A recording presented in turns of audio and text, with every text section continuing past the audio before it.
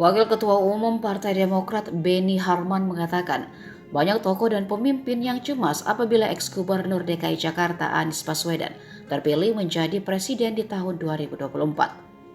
Beni mengeklaim para tokoh ini ketakutan dan sangat cemas dengan diusungnya Anies menjadi Capres 2024.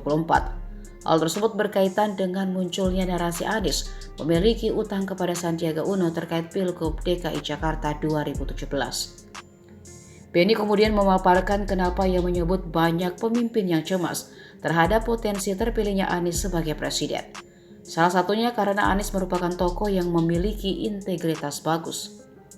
Selain itu memiliki komitmen yang kuat tentang pluralisme, demokrasi, pemberantasan korupsi, penegakan hukum, dan perlawanan terhadap oligarki yang merusak tatanan demokrasi dan negara hukum Indonesia.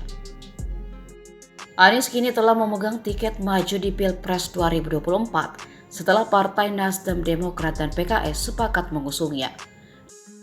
Dengan demikian, syarat presidensial threshold 20% untuk maju di Pilpres 2024 telah terpenuhi. Ketiga partai tersebut menamakan diri mereka sebagai Koalisi Perubahan, namun belum jelas siapa bakal cawapres yang akan mendampingi Anies.